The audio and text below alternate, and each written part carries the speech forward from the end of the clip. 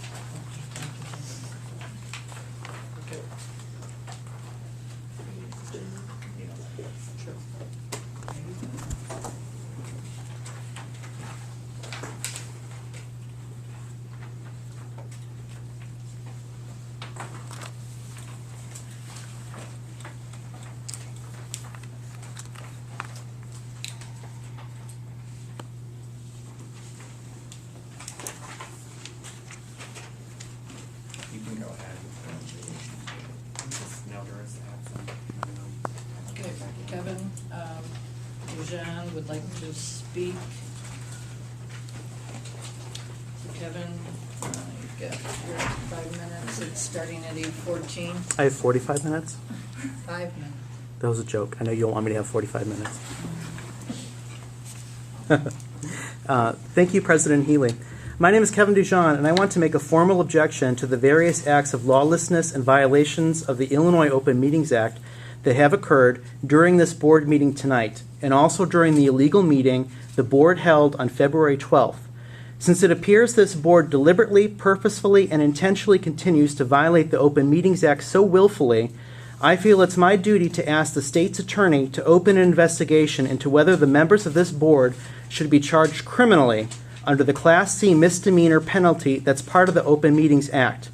I couldn't believe you would actually be foolish enough and so deliberate in your intent to break the law that you would hold a special session meeting on the one day in February you were legally prohibited from doing that, but you did. I printed out the list of legal holidays in Illinois detailed in the Promissory Note and Bank Holiday Act so that hopefully you can go the rest of the year without doing this again. There's enough of these calendars for all of you. So you get a calendar, you get a calendar, you get a calendar, you all get calendars so you won't do this ever again. I now inform you that everything you voted on earlier tonight, where you voted to ratify and affirm the things you did during that illegal meeting, is all invalid and a violation of the Open Meetings Act. The illegal meeting of February 12th is completely void because you deliberately chose to violate the Open Meetings Act by ramming through everything you can think of that was unpopular on a day that state law prohibited you from having a meeting. You thought you were being cute and clever by doing this. Or maybe you believe that Megan and I would not find out about it and would not show up. I know that Kathy Liebert piped up and she objected bravely to stand up to the rest of you, saying she did not know why you were doing this, that you had never discussed the filters or any other issues since October, and that there was no reason to be doing this when you had a regularly scheduled meeting coming in just 5 days. She says, I don't know why we're doing this. Why are we doing this? This feels wrong. I wish that Kathy had objected more strenuously, and she had walked out of the room with Julianne Craig, another good person who knew what you were doing was wrong, President Healy. They should have walked out in protest because you would not be in as much trouble right now if she had. So whoever thought up having an illegal meeting and trying to sneak this stuff through on a day you shouldn't have been, you need to be having a serious conversation with that person, and perhaps she should resign tonight, who came up with that idea to do that. The fact is that this board needed to deliberate and provide proper recital to the public on everything that it voted on that night. But you did not this evening. I even warned you that what you were doing was illegal. You chose to do it anyway because your attorney says he knows the law. Since any deliberations and recitals done on February 12th do not count, as that meeting will be completely voided by the Attorney General, then this board violated the Open Meetings Act by trying to ratify and affirm the voided illegal activity from last month. You keep breaking the law by doing things like this. I just don't understand you guys, because you have a whole slew of attorneys in addition to Mr. Walsh. You have Mr. Fricker, you have Mr. Fessler. I don't think he really counts as an attorney, but you have him. You have a whole slew of these guys that you pay a lot of taxpayer money to. And yet, Megan Fox and I seem to understand the Open Meetings Act and other laws better than your attorneys do. That means that either Megan and I are the greatest amateur detectives this city has ever seen, or your attorneys are the worst lawyers currently practicing in Chicago and should be charged with malpractice. DuJan Jennings gleefully attempted to violate multiple aspects of both the Open Meetings Act and basic civil rights at that illegal meeting on February 12th. The Open Meetings Act does not allow unreasonable restrictions of speech, and it does not allow a board to enact policies that seek to discourage or limit public participation in meetings. When DuJan Jennings tried to ban... No personal attack. This is not a personal attack. I'm allowed to talk about the conduct of a board member at a board meeting. You are out of order, President Healy. Excuse me? You're out of order. You need to be quiet, DuJan Jennings. You are out of order in violation of the Open Meetings Act. When DuJan Jennings tried to ban photography or filming in an open meeting, and she goes on about restricting this or that thing in the library to residents over non-residents, or she demands that people show ID to participate in these meetings, I half expect her to declare herself queen of the world. I asked for DuJan Jennings' resignation tonight. It's time for her to step down, because I believe she is the driving force behind all of this lawlessness, all of these violations. If this board wants to try to run this library like a country club and enact policies that seek to divide people into various classes or castes, then you need to start giving back all state and federal money. You keep applying for state grants. That's tax dollars coming from all people in Illinois. And yet DuJan Jennings continues to push an agenda for this library to exclude and limit access to those who aren't privileged enough, or maybe even not white enough, to live here and to use this library. I suspect that because DuJan claims she was a lawyer many years ago, that President Healy and others defer to her. But it's not. Order, Kevin. Thank you. Well, thank you for my time, President Healy. Thank you. Megan Fox, you have 5 minutes. Hello, my name is Megan Fox, and I think this board needs to be held accountable for the illegal actions that it has taken. Not only was the February 12th meeting illegal and in violation of the OMA for being a legal holiday, but this meeting tonight is also illegal because you failed to make proper public recital before taking final action, which is again a violation of the OMA. And I will be filing a complaint to add to the stack of complaints that the Attorney General is compiling on this board. The February meeting is actually what's called void ab initio. And that sounds like a Harry Potter spell, but I assure you it is Latin, and it means void from the beginning, which means it never took place. And you must hold that meeting in its entirety, including deliberation, which, let's face it, you didn't really have, and public comment, which you also did not have during a legal meeting. There are currently 4 open investigations by the Attorney General into the illegal actions of this board, and there are more to come. Your spokesman and Nancy Healy have lied to the media repeatedly in recent days, claiming that they believe that February 12th meeting was legal, and they haven't been notified of its illegality, so they haven't done anything wrong. It's untrue. The Attorney General notified this board that their actions warranted an investigation. That is notification of wrongdoing. And the AG will find you guilty, but the media continues to carry water for the library and allows you to mislead the public about the seriousness of your actions. What is about to be discovered by the Attorney General is that this board willfully intended to violate the OMA by plotting to hold a secret meeting on February 12th during the January 23rd executive session. You did so in order to avoid the public, and me and Kevin in particular, from being present for the highly controversial and unpopular vote to continue to allow child pornography to be accessed on unfiltered computers and allow men to continue coming to this library to arouse themselves in a building full of children, and on taxpayer money. When this information is made public, what this board did and said during that January 23rd executive session, which you think you're going to be able to keep a secret, and you're not, then I think that resignations in disgrace are going to follow. The surviving members that do not resign in disgrace, I hope that you will file malpractice lawsuits against your legal firm who advised you to act in violation of the law. If the offending parties were smart, they would resign this evening rather than let their deeds become public knowledge, because I assure you, I will make it public when I get the recordings. Further, the report on libraries in Illinois used by this board to reach their illegal decision on February 12th and again today to allow this behavior in the library was false and misleading. I obtained that report by FOIA and I researched every library policy included on it. Marianne Allen, your spokesman, told the media that 80% of libraries on your report had less restrictive rules than Orland Park. This is false. According to the written policies of those 110 libraries, this is what I found. 50% of the libraries have filters on all computers, some of which can be lifted. 86% of the libraries that do not use filters have strong no porn policies, which they enforce. You lied to the public through the willing media. Orland Park is in the small minority of libraries, a mere 14%, that allow unfiltered access to any kind of child pornography. The majority of that 14% are libraries in Chicago, who are totally under the control of the American Library Association, who was just voted on the list of the Dirty Dozen, the top 12 worst purveyors of porn in America by pornharms.com. Currently, the library is acting as a sexually oriented business with no government oversight by charging a $3 fee for all the child porn you can see. This is illegal. No other business in Orland Park exists that profits off pornography, and if there were any, they would be highly regulated by the village. Your new public comment policy also violates the law and will be voided by the Attorney General. Here are the illegal things. Mandating people call the library before 4:30 to schedule their speaking time. Mandating people provide their names and full addresses and topics on which they would like to speak. Restricting the public's use of your electrical outlets, my personal favorite. Giving priority to Orland residents. Denying comments that have been previously heard at other meetings. All of these things are against the spirit of the law, and none of them will hold up. The Thank intent- you, your time's over. Okay, thank you.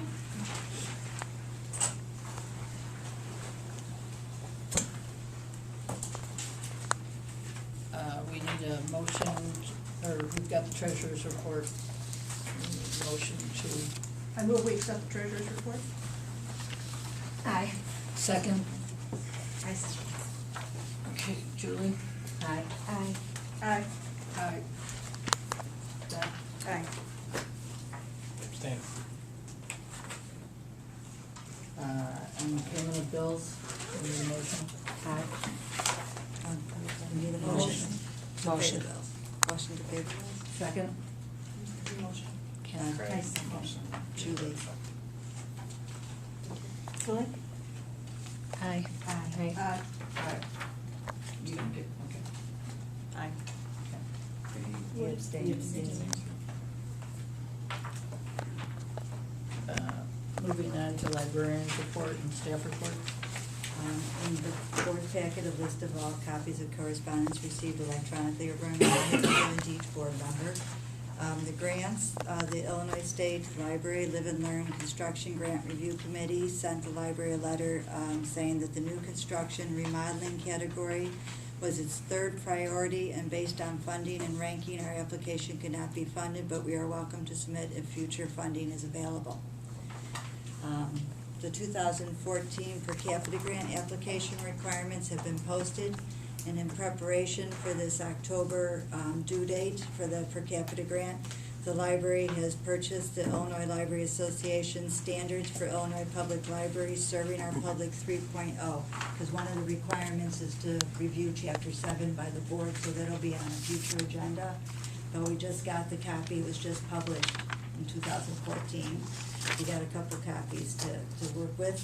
We'll make sure that all of the chapter that it's being covered will be given to the board members prior to the discussion. The library is also registered with the Illinois State Library for participation in the EDGE initiative. It's a new management and leadership tool that the state library has come up with that is helping libraries and local governments work together to achieve community goals. It particularly highlights the library's technology profile and involves an online assessment. Administration and Virtual Services Manager Joy McFadden will be working on this. Again, we'll be discussing that. We just got the requirements about a month ago, so we'll be talking that. I just wanted to let you know what's coming up.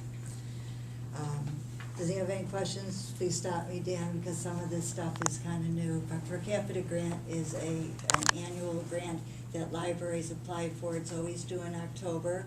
They require an application that sometimes they ask for various requirements.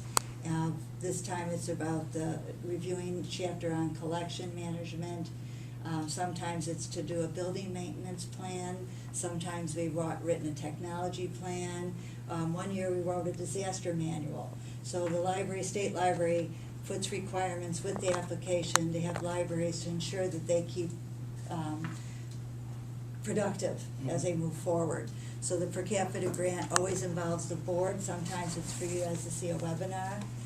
Sometimes, in fact, this one might have the EDGE initiative, might have several board members will be attending a webinar. I'm not sure when it is, but, so I just wanted to let you know that per capita will be coming up. You'll see it at different items on the agenda going between now and September. We usually pass it in September because it's always due October 15th. And the per capita is funded at $1.25 per population. So at 56,000 people, 700, we're going to get around 70,000, and if we, make sure that we do the requirements. It's usually the staff all gets involved in doing it, and the board. Financially, Scott Remanga and myself had a conference call with McClure and Sarah, who are our auditing firm. Our audit is due. It'll be ready in April for passing, and then it's given to the village, and they put it with their audit. And McClure is our auditing firm, and we're working still on, with Kleinthorpe and Jenkins, on our P-tabs and how they're going to be booked into the audit. We usually have always had a very clean audit, so we've, thanks to Scott's So I have to wonderful. explain what a P-tab is. A P-tab is a property tax appeal, and what happens is that anybody, either residential or commercial, can object to the taxes that have been levied against them, and they do it to the Cook County or Will County, depending upon, we have a small part of Orland that's Will County. The library does not pursue residential PTAB complaints. We just let them be handled by the review board at Cook County. But we do and have an agreement with 4 other government agencies, District 135, District 230, the Village of Orland, and the Fire Protection District, where we're intervening in commercial ones because they, like the mall or big businesses, because it's become a rather expensive. If it's over the $10,000 $1,000 limit. limit. So they're looking to, those have to be booked into the audit as possible losses. So we've never really done that with the audit before, but McClure wants to do it. So he's had a conversation with Don Renner and Mallory from Kleinthorpe, who are handling the PTAB interventions with the other 4 government agencies. The 2013 annual treasurer's report, every year the library has to, within a certain amount of time by law, to publish a treasurer's report in the newspaper, and that'll be done as soon as the audit draft comes. It's finalized, I should say draft, finalized. Robin and I, in regards to the lobby renovation, which was part of our Live and Learn grant that we didn't make the final cut with because of funding, we're going to be putting together a priority list of the projects and ranking them for you, and we'll be discussing at the April meeting and let you guys decide how you want to proceed with whether it's the doors, the lights, the flooring, the shades, or any parts of it. So we'll be coming to you now that we had to wait until we heard from the Live and Learn grant. Myself and Joy will be meeting with a representative from the Moraine Valley Community College in regards to a collaboration regarding interns for IT. A lot of the community colleges, we had a little bit with Robert Morris. I remember that's how we first got our graphic artist. And when I went to the strategic plan, I kind of hooked up with a couple of the employees at Moraine. We set up a meeting for March 27th to talk about getting some internships going for IT to assist both them and us. I went to the Mayor McLaughlin's annual report at the Orland Area Chamber of Commerce, and the library was featured in their video highlighting our community.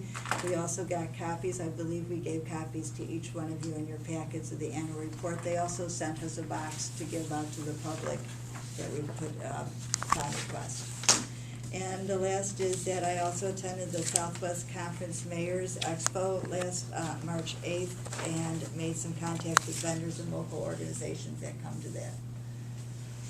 So, one more thing, I think I brought it up before about the Laconia, I'm gonna pass out this, every year. Laconia stands for the Library Administrators Conference of Northern Illinois. That's what Laconia stands for. They've been in existence for over 60 years. 60 years. And they have an annual trustee workshop or author as a business dinner, and it's coming up on April 11th. If anybody wishes to attend and they're available, I'd love to register you for it. If I actually have a couple, if you want, I even have a couple of extra flyers here for maybe to keep on your own if you wanted to keep the date. So if you want to think about it, that'd be wonderful. And I'm done. We finally received our fan component for the one boiler that's been down right before the Christmas holidays. We received it February 28th. It was installed that following Monday, which was March 3rd. So we are now, of course, that it's warming up, back up and running on 2 boilers. And because of the long wait for that part, we went ahead and ordered a second fan component, and we're going to have it on hand so that if it fails in the other boiler, we're ready to replace it, because the other boiler had been running for so long. Not that we really expect it, but we don't want to have to wait 6-8 weeks like we did. So we already have it on hand. It came within days, figure it. So we already have it on hand. So that's been fixed, and we're moving forward with that. In regards to the teen area damage, from the end of January, everything is back in place and operational in the teen area. The things still outstanding are the windowsills, the wood windowsills in the bay area. They had water sitting on top of them, and because it was black, dirty water, if you go look at some spots, it has gray. It's already starting to turn gray from it being sucked into the woodwork. And then the lounge chairs that were in the area with the wood arms, if you go touch the arms, you'll see most of the time one arm is really smooth, and the other arm you can really already feel the rippling of the water that got sucked into the armwork. So Kane Millwork is going to be fixing those areas. And then the other outstanding thing is the new magazine rack. There's a small one up there that rotates that. We're waiting for an order from Demco, which has not come in yet. Stop just a second. We submitted that to the insurance. There was a $2,500 deductible with that. So we've done the first round, which was just under $5,000 after the deductible's done, and then we're still waiting on a couple of other outstanding bills. So we are getting reimbursed for most of it. Self-checkout kiosks, if you've been to our youth services department and the adult services department on the second floor, you'll see the new kiosks are in place. The one on the second floor is getting a lot of use. The one in youth services on the first floor always got a lot of use. When you came through the lobby tonight, you'll notice that where the self-checkouts were on the big granite top cabinet, that's all been torn apart. Unfortunately, when we went to start taking it apart, they had run the electricity and data through conduit that they cemented into the floor, came up through the back of that piece of furniture, and the outlets were in the piece of furniture. So you'll see there's 2 conduits coming up, and then there's wires underneath. I think he covered them with plastic bags. Well, They're dead, they're not live. they're dead, they're live, but now we're waiting for Linear to come in and give us a cost on putting actual data and electric outlets in the floor, which means cutting into the tile, so that, and spacing them so that the kiosks, which are mobile, and the reason we got mobile kiosks is if we have any performances in the lobby, we can move them out of the way to accommodate more patrons.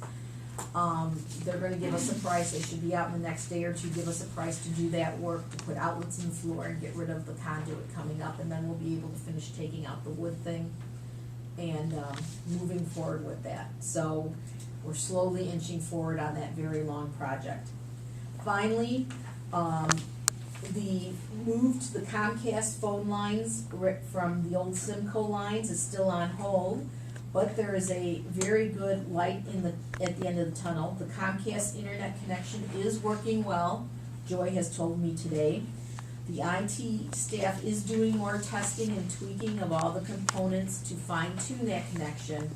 Once this is done to the staff's satisfaction, then we'll have Comcast come in and move the phone lines. But Comcast was out here today.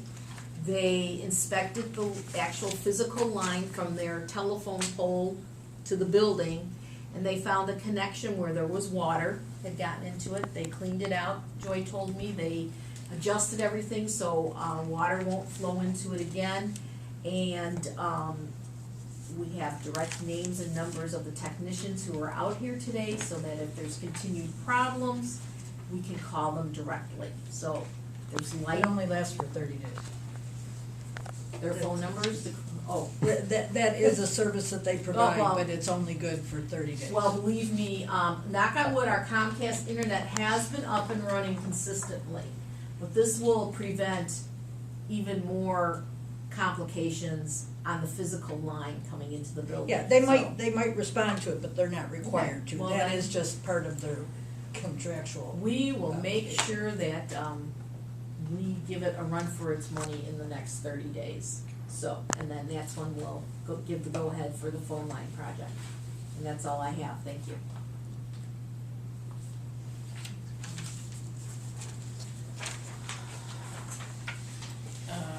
Any committee reports? No. Unfinished business? Okay, new business, somebody make a motion regarding closed summer Sundays. I assume the 25th is because of Memorial Day? Memorial Day, August 3rd is the Taste of Orland, because they use our parking lot, and then Labor Day is the August 31st, Labor Day is September 1st, this year it's very early. So those are the Sundays, and we always do it during this meeting because we publish it in the April newsletter, we wanna make sure that they've been approved first. I move that we approve closing the library on Sunday, May 25th, Sunday, August 3rd, and Sunday, August 31st. I second that. Aye. Aye. Aye. Aye. We need a motion for closing for an in-service day on Friday, August 1st. So moved. Second. That could be an all day Yes, because of the Taste of Orland. because of the Taste of Orland, they have to start using our parking lot to set up, so we use that time always to have our in-service training of various, right now, Robin is the committee chair for the August 2014 in-service, and they're in the midst of planning what will be discussed. We'll let you know when the final plans are made, but we have to actually close the Friday to put in the newsletter, and then they use our parking lot for the Taste of Orland. Second. Aye. Aye. Aye. And Scott, you said the signature card updates, we can't put on. No, you can do, I won't be able to get your signatures. Since Mary Ann was a signer, we have to redo them, but we didn't know who the secretary would be. So Marquette couldn't complete them until we knew who the secretary was going to be. So we can approve these just to say that they'll be updated, and then I can just have everybody sign. Do we have a motion to update signature cards? I move that we approve the updated signature cards for Marquette Bank, PMA Financial, and Illinois Fund. Second.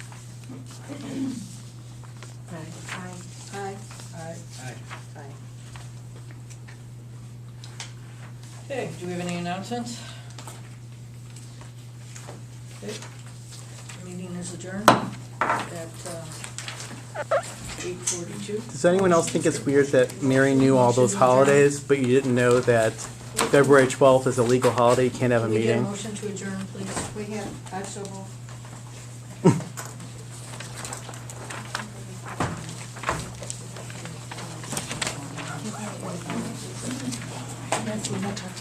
Okay, what does that mean?